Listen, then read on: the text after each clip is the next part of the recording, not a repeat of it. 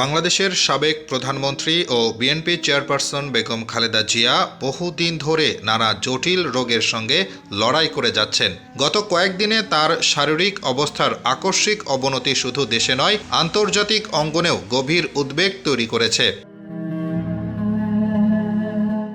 এ পরিস্থিতিতে ভারতের প্রধানমন্ত্রী নরেন্দ্র মোদী খালেদা জিয়ার স্বাস্থ্যের অবনতিতে দুঃখ প্রকাশ করে তার দ্রুত আরোগ্য কামনা করেছেন। নিজের অফিসিয়াল এক্স অ্যাকাউন্টে মোদী লিখেছেন, বেগম খালেদা জিয়ার শারীরিক অবস্থার বিষয়ে জানতে পেরে আমি গভীরভাবে উদ্বিগ্ন।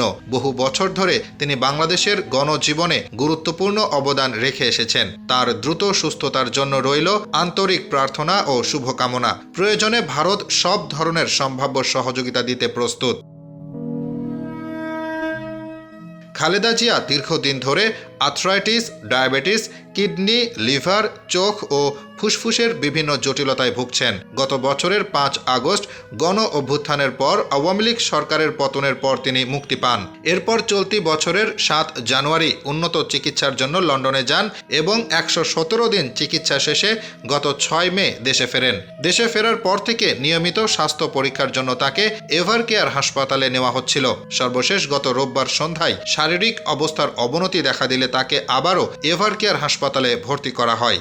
পরীক্ষায় বুকে সংক্রমণ ধরা পড়ায় তাকে নিবিড় পর্যবেক্ষণে রাখা হয়েছে। চিকিৎসকদের ভাষ্য, তার অবস্থা বর্তমানে সংকটাপন্ন। আন্তর্জাতিক মহলেও খালেদা জিয়ার শারীরিক অবস্থার খবর গুরুত্বের সঙ্গে বিবেচিত হচ্ছে।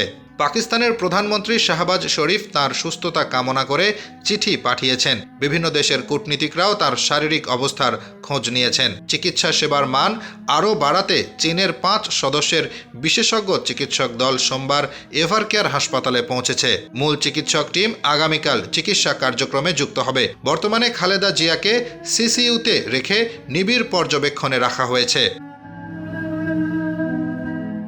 Hasibur Rahman, daily our Bangladesh.